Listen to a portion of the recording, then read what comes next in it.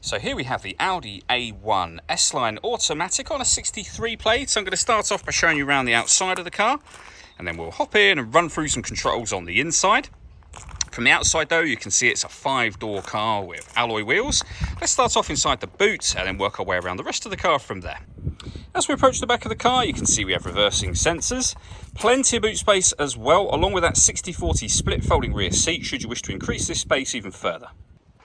Okay, so we're just going to work our way back around to the front of the car, and then we'll hop in and run through some controls on the inside. But now that we've done a full circle of it, you can see it's in excellent condition the whole way round. Just briefly before we climb in, I think it's well worth seeing the interior from this exterior point of view. There's plenty to run through on the dashboard, so let's hop in and we'll do that right now. Okay, now that we're inside the car, we're going to start with the dials. Over on the left-hand side, we have the rev counter and coolant temperature gauge. On the right-hand side, the speedometer and fuel gauge. And then in the middle, the main trip computer, which includes the total miles of the car. They are 49,458. You can change to various different menu types. And within each menu, you can change the information that's displayed as well. And that's all done using the buttons on the left-hand side of the steering wheel just here.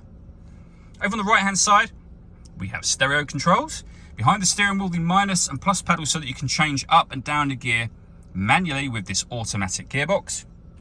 And we have cruise control underneath to that left-hand side as well. In the center, we have the main screen for the car. So up on here, you can access your radio, you can listen to your own music under the media heading. We can also pair our phone as well. All the movement I'm making on the screen is being done primarily using this dial.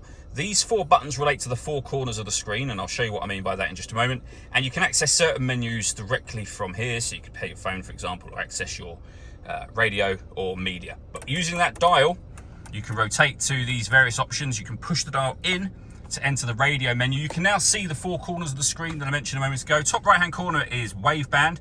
So if you push the button that relates to that, you'll see we've got FM and medium wave radio. We can go back a page or all the way back to the main menu.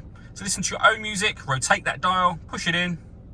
Top right hand corner for source, and you'll be able to see there that we've got SD memory card input, CD player, Audi's multimedia interface, and we have Bluetooth audio as well. So plenty of ways to listen to your music in this car, and then pairing your phone is done under the phone heading, as I mentioned. This button just here turns off the stop and start. This car is designed to cut out when it's stationary in traffic to save you fuel. That's like that. When that light is on, that system is turned off. We have our hazard warning lights as well. Working our way down, we then have the CD player, main volume for the stereo, and the buttons I went through just a moment ago. And below that, we have the air conditioning. So you can adjust the temperature, fan speed, and direction of the air. The air conditioning is on at the moment, so that's off. Back on again. You can recirculate the air that's in the car. That's a great way of heating it up or cooling it down quickly, depending on the temperature you set over here.